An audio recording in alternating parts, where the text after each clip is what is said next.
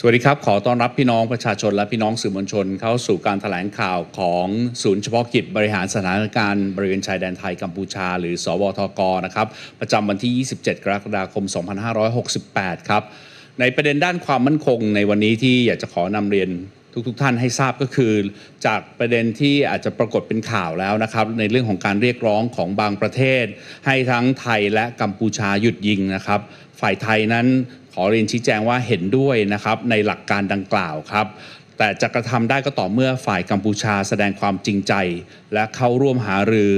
ในขั้นตอนในรายละเอียดต่างๆด้วยนะครับรวมทั้งหยุดยิงเป็นที่ประจักษ์นะครับอย่างไรก็ตามนะครับจากสถานการณ์ที่ผ่านมาก็เห็นได้ว่านะครับฝ่ายกัมพูชาก็ยังคงมีการส่งกำลังทหารเข้าปะทะบริเวณใกล้เคียงพื้นที่เขาพระวิหารในเวลาตี 2:10 นาทีหรือ 0210 นะครับแล้วก็ประกอบด้วยการยิงจรวด BM-21 นะครับเมื่อเวลา 0610 นะครับเป็นกระสุนชนิดจรวดนะครับโดยเข้ามายังฝ่ายไทยและตกมาที่บริเวณบ้านตาโสหมู่ 10 ตำบลบ้านพลวงอำเภอปราสาทจังหวัดสุรินทร์นะครับซึ่งเป็นเป้าหมายของพลเรือนครับทำให้บ้านของพลเรือนนั้นเสียหายและนอกจากนี้นะครับก่อนหน้านี้เมื่อวันที่ 26 กรกฎาคม 2568 ที่ผ่านมานะครับในเวลา 15:30 นาทีกระสุนปืนใหญ่ของกัมพูชาก็ได้พุ่งเป้าใส่โรงพยาบาลในพื้นที่นะครับก็ได้แก่โรงพยาบาลส่งเสริมสุขภาพตำบลศรีสะเกษนะครับแล้วก็โรงพยาบาลบ้านกรวดจังหวัดบุรีรัมย์นะครับรวมทั้งมีการใช้ประชาชนเป็นโล่กำบังในการตั้งอาวุธยิงซึ่งถือว่าเป็นการใช้ประชาชนผู้บริสุทธิ์อย่างไร้หลักมนุษยธรรมในเรื่องของความเป็นมนุษย์เลยครับซึ่งทั้งหมดนี้นะครับก็ถือว่าเป็นการละเมิดต่ออนุสัญญาเจนีวาอย่างชัดเจนครับนอกจากนั้นนะครับเราขอประณามไปในเรื่องของความไม่จริงใจในการพูดคุยของฝ่ายกัมพูชานะครับโดยที่ผ่านมานั้นฝ่ายกัมพูชาก็ได้ปฏิเสธและเลื่อนการพูดคุยเจรจาหารือในเวทีทวิภาคีอยู่หลายครั้งไม่ว่าจะเป็นเวที JBC GBC หรือ RBC เพราะฝ่ายไทยมองว่านะครับการประชุมต่างๆเหล่านี้เนี่ยถือว่าสามารถนำประเด็นต่างๆนะครับเป็นประเด็นปัญหาต่างๆที่เรามีข้อขัดแย้งระหว่างกันเนี่ยสามารถนำมาพูดคุยหารือในเวทีต่างๆเหล่านี้ได้อย่างมีประสิทธิภาพและได้อย่างเต็มที่เลยครับที่ผ่านมาครับก็สังเกตได้ว่าฝ่ายกัมพูชานั้นก็มีการเสริมกำลังทางทหารมีการเตรียมที่มั่นดัดแปลงตามบริเวณชายแดนอย่างต่อเนื่องนอกจากนี้ก็ยังได้มีการวางทุ่นระเบิดสังหารบุคคลซึ่งถือว่าเป็นการละเมิดต่ออนุสัญญาออตตาวานอกจากนี้ก็ยังมีการแสดงท่าทียั่วยุส่งเสริมการปลุกระดมมวลชนชาวกัมพูชานะครับทั้งในประเทศและต่างประเทศนะครับเข้าสู่พื้นที่ความตึงเครียดบริเวณแนวชายแดนนะครับโดยใช้กระแสชาตินิยมนะครับปลุกปั่นนะครับหวังยกระดับให้เกิดความขัดแย้งระหว่างประชาชนของทั้งสองประเทศตลอดจนการแสดงออกท่าทีของความพร้อมในการใช้กำลังทหารผ่านการโพสต์ผ่านทางช่องทางสื่อสารสังคมออนไลน์ต่างๆนะครับด้วยการบิดเบือนข้อเท็จจริงและกล่าวหาประเทศไทยอย่างไร้หลักฐานที่เป็นฉนวนของความไม่พอใจและนำไปสู่การใช้ความรุนแรงต่อกันในเวลาต่อมาครับส่วนสถานการณ์ที่ผ่านมานะครับขอกล่าวสรุปสั้นๆนะครับซึ่งตรงนี้เนี่ยทางผู้แทนของเหล่าทัพที่อยู่ในพื้นที่แล้วก็ที่เกี่ยวข้องโดยตรงจะเป็นคนพูดถึงในรายละเอียดต่อไปนะครับสั้นๆก็คือทางฝ่ายกัมพูชาก็ยังคงมีการดำเนินการใช้อาวุธหนักนะครับไม่ว่าจะเป็นปืนใหญ่กระสุนมิถิโค้งจรวดหลายลำกล้อง BM-21 รวมทั้งปรากฏข่าวสารความเคลื่อนไหวว่าอาจจะมีการใช้อาวุธที่มีประสิทธิภาพเช่นPHL-03 RM-70 แล้วก็ BM-21 จรวดหลายลำกล้องเพิ่มเติมด้วยเช่นเดียวกันครับสำหรับยอดผู้เสียชีวิตและบาดเจ็บในวันนี้นะครับนับตั้งแต่เวลา 09 นาฬิกาเป็นต้นมานะครับก็ปรากฏสถิติของผู้เสียชีวิตที่เป็นพลเรือนนะครับเสียชีวิตทั้งหมด 13 รายนะครับก็ยังคงเดิมในเรื่องของตัวเลขนี้บาดเจ็บสาหัสเพิ่ม1รายครับเป็นจำนวน11รายบาดเจ็บปานกลาง12รายแล้วก็บาดเจ็บเล็กน้อย13รายนะครับรวมยอดทั้งหมด49รายนะครับจะสังเกตได้ว่าถึงแม้ว่าตัวเลขนี้อาจจะไม่ได้มีการเพิ่มขึ้นอย่างมีนัยสำคัญแต่ก็คงต้องชื่นชมในเรื่องของหน่วยงานในพื้นที่ครับไม่ว่าจะเป็นกระทรวงมหาดไทยกระทรวงสาธารณสุขในการช่วยเหลือพี่น้องประชาชนในการอพยพจากพื้นที่โดยเร่งด่วนถือว่าพี่น้องประชาชนนั้นอยู่ในพื้นที่ที่ปลอดภัยแล้วได้รับการช่วยเหลืออย่างเต็มที่ครับ สุดท้ายครับก็ขอเน้นย้ำในเรื่องของปัญหาความขัดแย้งในปัจจุบันนะครับว่าเป็นปัญหาที่เกิดจากนโยบายของรัฐบาลกัมพูชาล้วนๆครับไม่ใช่เกิดปัญหาจากพี่น้องประชาชนผู้บริสุทธิ์ของทั้งสองประเทศจึงขอวิงวอนให้พี่น้องประชาชนชาวไทยหลีกเลี่ยงการแสดงความรุนแรงด้วยการใช้ถ้อยคำหรือการใช้กำลังการดูหมิ่นเหยียดหยามพี่น้องชาวกัมพูชาที่เข้ามาพำนักหรือทำงานในไทยอย่างสุจริตนะครับเช่นผู้ใช้แรงงานก็ดีนักเรียนนักศึกษาชาวกัมพูชาก็ดีหรือแม้กระทั่งผู้ประกอบการในทุกสาขาวิชาชีพต่างๆกันนะครับเว้นในกรณีที่ชาวกัมพูชานั้นแสดงกิริยาก้าวร้าวก็ขอให้ใช้สตินะครับแล้วก็เหตุผลในการพูดจาตักเตือนนะครับโดยหลีกเลี่ยงการใช้ความรุนแรงถ้าเหตุสุดวิสัยจริงๆก็ขอให้ไปแจ้งเจ้าหน้าที่บ้านเมืองนะครับในการดำเนินการด้านกฎหมายต่อไปครับอันนี้ก็เป็นประเด็นที่ฝ่ายความมั่นคงอยากจะนำเรียนชี้แจงให้พี่น้องประชาชนทราบในช่วงวันนี้ครับค่ะสวัสดีค่ะสำหรับพัฒนาการสำคัญด้านต่างประเทศนะคะมี3เรื่องนะคะเรื่องแรกจะเป็นเรื่องเกี่ยวกับการประชุมของคณะมนตรีความมั่นคงแห่งสหประชาชาติแบบเปิดนะคะขอโทษทีแบบปิดค่ะ UNSC เมื่อวันศุกร์ที่ผ่านมานะคะเวลาท้องถิ่นของนครนิวยอร์ก UNSC ได้จัดการประชุมแบบปิดนะคะเพื่อหารือเกี่ยวกับสถานการณ์บริเวณชายแดนไทยกัมพูชาโดยมี15รัฐสมาชิก UNSC นะคะรวมถึงคู่กรณีก็คือไทยกับกัมพูชาเข้าร่วมการประชุมดังกล่าวเป็นโอกาสสำคัญนะคะให้ฝ่ายไทยย้ำจุดยืนต่อประชาคมโลกด้วยหลักฐานที่หนักแน่นและข้อเท็จจริงที่ชัดเจนว่ากัมพูชาเป็นฝ่ายริเริ่มและเปิดฉากยิงก่อนนะคะและโจมตีเป้าหมายพลเรือนไทยซึ่งมีผู้เสียชีวิตและได้รับบาดเจ็บเป็นจำนวนมากและต้องอพยพแต่หลักแสนคนนะคะอีกทั้งแบบเป็นการละเมิดกฎหมายระหว่างประเทศและหลักการมนุษยธรรมอย่างร้ายแรงตามที่ทุกท่านคงได้เห็นในถ้อยแถลงฉบับเต็มที่ได้มีการเผยแพร่ในสาธารณะในพื้นที่สาธารณะนะคะการหารือของประเทศสมาชิก UNSC นะคะกล่าวถึงหลักการกว้างๆเป็นไปในทิศทางเดียวกันนะคะข้อแรกก็คือเรียกร้องให้2ฝ่ายลดความตึงเครียดและแก้ไขปัญหาโดยสันติวิธีซึ่งรวมถึงการใช้การทูตและการเจรจาทวิภาคีนะคะประเด็นที่2ก็คือหลากหลายประเทศใน UNSC นะคะ15ประเทศนี้นะคะสนับสนุนบทบาทของอาเซียนในการแก้ไขความขัดแย้งตามหลักการของกฎบัตรอาเซียนนะคะและประเด็นที่3ที่ได้หยิบยกขึ้นก็คือย้ำว่าสถานการณ์ชายแดนไทยกัมพูชาไม่ได้เป็นภัยคุกคามต่อสันติภาพและความมั่นคงระหว่างประเทศที่สำคัญนะคะและขอย้ำตรงนี้ที่ประชุม UNSC ไม่ได้มีมติหรือการออกเอกสารผลลัพธ์ใดๆนะคะซึ่งถือเป็นสิ่งที่ดีเพราะแสดงว่ารัฐสมาชิกต่างๆก็มีความเข้าใจในจุดยืนและการดำเนินการของฝ่ายไทยเรื่องที่2นะคะเกี่ยวกับเรื่องการประณามการโจมตีเป้าหมายพลเรือนเมื่อวานนี้นะคะกระทรวงการต่างประเทศได้ออกแถลงการประณามอย่างรุนแรงต่อการโจมตีพลเรือนโดยฝ่ายกัมพูชาซึ่งเป็นการกระทำอันไร้มนุษยธรรมและขัดต่อกฎหมายระหว่างประเทศคืออนุสัญญาเจนีวา1949นะคะข้อ19ของอนุสัญญาเจนีวาฉบับที่1ที่เกี่ยวกับการคุ้มครองหน่วยแพทย์และสถานพยาบาลและข้อ18ของอนุสัญญาเจนีวาฉบับที่4นะคะเกี่ยวกับภารกิจเรื่องการคุ้มครองโรงพยาบาลฝ่ายพลเรือนกระทรวงการต่างประเทศจะมีหนังสือถึงประธานคณะกรรมการกาชาดระหว่างประเทศ ICRC แสดงการประณามอย่างรุนแรงต่อการละเมิดกฎหมายมนุษยธรรมระหว่างประเทศอย่างร้ายแรงเหล่านี้นะคะและจะพบ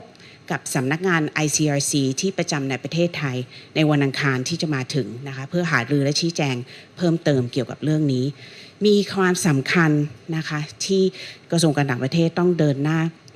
ในลักษณะนี้เพราะว่าไทยต้องการสื่อสารไปยังประชาคมโลกว่าการกระทำอย่างอันไร้มนุษยธรรมต่อเนื่องของฝ่ายกัมพูชานะคะเป็นสิ่งที่ประชาคมระหว่างประเทศจะต้องร่วมกันประณามเมื่อเช้านี้เองนะคะกัมพูชายังได้โจมตีสถานที่ต่างๆของพลเรือนในดินแดนไทยอยู่ สำหรับบทลงท้ายนะคะขอเสนอข้อเสนอในเรื่องของการหยุดยิงและบทบาทของต่างประเทศนะคะตามที่ท่านโฆษกด้านความมั่นคงได้กล่าวเมื่อสักครู่นะคะเรื่องการเรียกร้องให้สองฝ่ายหยุดยิงขอเสริมและย้ำว่าฝ่ายกัมพูชาจะต้องแสดงถึงความจริงใจในการหยุดยิงก่อนนะคะโดยเฉพาะการโจมตีที่ไม่เลือกเป้าหมายก็ยังคงดำเนินการอยู่นะคะเมื่อเช้านี้เองซึ่งกระทรวงการต่างประเทศก็ยังต้องออกแถลงการชี้แจงต่อสื่อต่างประเทศและประณามกรณีกองกำลังกัมพูชาใช้อาวุธร้ายแรงโจมตีบ้านเรือนประชาชนในจังหวัดซูเดนเมื่อเช้านี้ค่ะพร้อมตอบโต้การเผยแพร่ข้อมูลบิดเบือนโดยฝ่ายกัมพูชาที่กล่าวหาว่าฝ่ายไทยเป็นฝ่ายริเริ่มสุดท้ายนี้โดยที่ทราบว่าหลายสำนักข่าวโดยเฉพาะสื่อต่างประเทศกำลังจะเดินทางลงพื้นที่นะคะชายแดนไทยกัมพูชาเพื่อรายงานข่าวเพื่อติดตามสถานการณ์ก็ขอเรียนว่าทางกรมประชาสัมพันธ์จะเป็นผู้ประสานงานหลักร่วมกับกระทรวงการต่างประเทศนะคะเพื่อที่จะประสานงานแล้วก็ให้ข้อมูลแล้วจุดประสานงานโดยบุคคลประสานงานให้กับฝ่ายสื่อต่างประเทศนะคะเพื่อการทำงานที่ราบรื่นค่ะขอบคุณค่ะช่วงนี้ขออนุญาตแปลเป็นภาษาอังกฤษให้กับพี่น้องสื่อมวลชนชาวต่างประเทศนะครับ So good afternoon and welcome to the press briefing of the Ad Hoc Center for Thailand-Cambodia Border Situation. In terms of the update for the 27th of July 2025, I have the following.In response to calls from some countries for Thailand and Cambodia to ceasefire, Thailand agrees in principle with such proposals. However, this can only happen when Cambodia demonstrates sincerity and participates in detailed discussions on procedural steps. Nonetheless, in recent developments, Cambodia forces continue to launch attacks at Previher area at 0210 hours.and fired BM-21 rockets into Thai territory at 0610 hours, impacting Ban Ta So in Prasat district in Surin province, which is a civilian target. In addition, on the 26th of July 2025 at 1530 hours, Cambodian artillery targeted local hospitals, including the sub-district health promoting hospital in Sisaket province and Ban Gruat Hospital in Buriram province. There were also instances of using civilians as human shields in weapons deployment, a blatant violation of humanitarian principles and human dignity, and a clear breach of the Geneva Convention, and we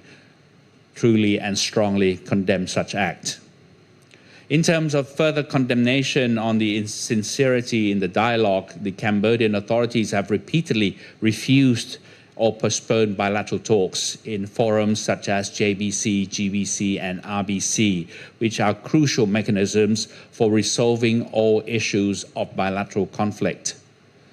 Evidence suggests Cambodia has been reinforcing its military presence and modifying fortified positions along the border continuously.It has also laid anti-personnel landmines, which is a violation of the Ottawa Convention.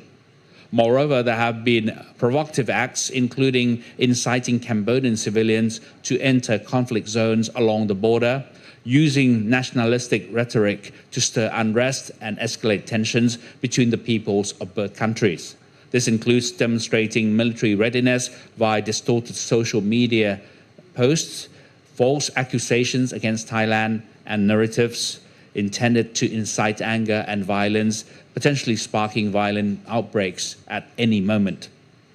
In terms of the current situation, there has been latest development in terms of the Cambodian forces movement. They have been using heavy weapons, including artillery, howitzers, and the BM-21 multiple rocket launchers. Intelligence reports suggest.that potential deployment of more advanced weapon systems such as PHL-03 and RM-70 and BM-21 have been reported.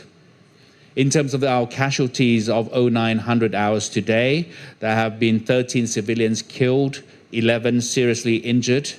one more from yesterday, and 12 moderately injured and 13 slightly injured,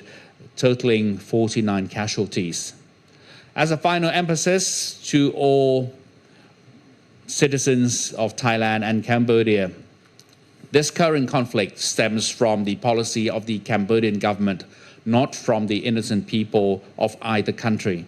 Therefore, we earnestly request that the Thai public refrain from any acts of violence, whether in speech or action, including insults or discrimination towards Cambodian nationals who reside or work legally in Thailand, such as migrant workers, students, and professionals.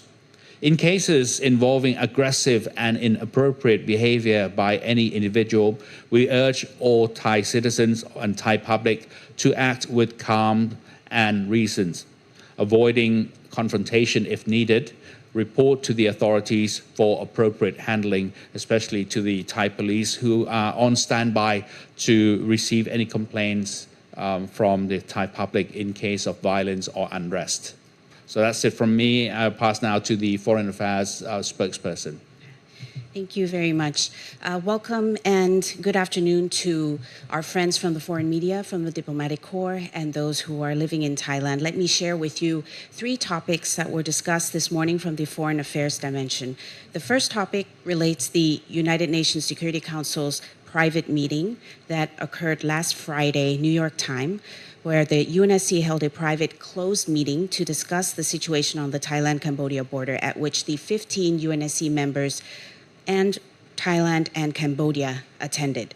The meeting was an important opportunity for Thailand to stress our position to the world, backed by clear and solid facts and evidence that point to Cambodia as the aggressor and initiator of the attacks. These facts include those pointing to continuous attacks on civilian targets, resulting in large numbers of civilian Thai fatalities and injuries and evacuations numbering hundreds of thousands. This is a blatant violation of international law and humanitarian principles. Many of you may have seen the full statement for details, which has been circulated to the media and the public. At that meeting, the UNSC member countries highlighted broad principles, namely the need for restraint from both sides, a de-escalation of tensions, and resolving the issue peacefully, including through diplomacy and bilateral negotiations on the basis of good neighborliness. Secondly, they supported the role of the ASEAN organization to advance consultations in accordance with the ASEAN Charter, and thirdly, underlined that the situation along the Thai-Cambodian border does not constitute a threat to international peace and security. Let me emphasize that the meeting did not issue any outcome documents. This is important and a welcome conclusion for Thailand because it means that the countries understand the position and actions that the Thai side has taken. Secondly, regards the statement condemning attacks on civilian targets. Yesterday, the Ministry of Foreign Affairs issued a statement condemning in the strongest terms the attack on civilians by Cambodian armed forces as an inhumane and a violation of international law, in particular the Geneva Conventions, which are Article 19 of the First Geneva Convention regards protection of medical units and establishments, and Article 18 of the Fourth Geneva Convention,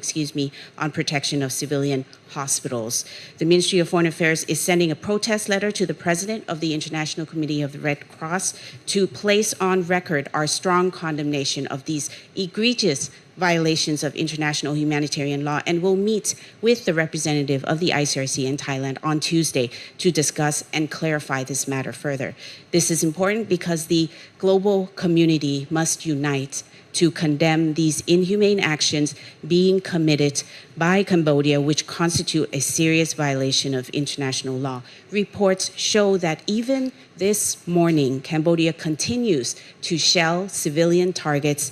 in Thai territory. Final remarks on the ceasefire and international expressions of concern. As our security affairs spokesperson has just noted regarding calls for a ceasefire, let me add and underline that Thailand is waiting for sincere intent from the Cambodian side on ending the hostilities, which is clearly not the case, with indiscriminate attacks that continue to happen even early this morning. Once good faith is evident, we stand ready to engage in dialogue to set out the measures and procedures for the ceasefire and resolve our differences peacefully and sustainably. Again, actions must match words. This morning, the Ministry of Foreign Affairs issued a statement and notified the foreign media regarding the use of heavy artillery by Cambodian forces to attack civilian homes in Surin province. The Ministry of Foreign Affairs also notified the foreign media of a disinformation campaign that was launched by Cambodia this morning, falsely alleging that Thailand fired first shots. Thailand must condemn in the strongest terms these repeated and egregious violations of the basic principles of human rights and international humanitarian law. Again, we call on Cambodia to immediately cease its attacks on civilian targets while we reserve the right to self-defense in accordance with Article 51 of the United Nations Charter. We urge the international community to join in condemning Cambodia's inhumane acts against innocent Thai civilians. Finally, there are a number of media outlets, particularly international, contacting us regarding entering the border areas to cover the current situation. Please be informed that the Public Relations Department will be coordinating on this together with the Ministry of Foreign Affairs, and we will provide details on contact points and relevant procedures in order to facilitate the foreign media with accurate facts and information on what is happening on the ground. That's it for me for today. Thank you very much for your attention. ครับและทั้งหมดนี้ก็คือการแถลงข่าวประจำวันที่ 27 กรกฎาคม 2568 นะครับก็ขอบคุณทุกท่านที่ติดตามรับชมรับฟังมาโดยตลอดครับแล้วพบกันใหม่ในครั้งหน้าครับสวัสดีครับสวัสดีค่ะ